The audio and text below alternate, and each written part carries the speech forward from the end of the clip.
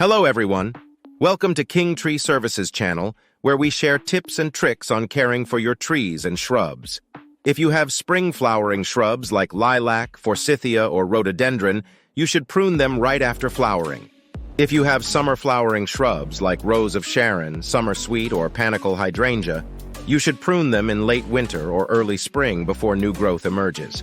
If you have evergreen shrubs or hedges like yew, privet, or arborvitae, you should prune them in early spring before new growth emerges. For most deciduous trees like maple, birch, or cherry, you should prune them in late winter or early spring, when they are dormant to improve their structure and health. Pruning your plants is not hard, but it requires some knowledge and skill. If you need professional help, contact us at King Tree Services. We have the experience and expertise to handle any tree or shrub problem. Thank you for watching, and don't forget to subscribe to our channel for more videos like this.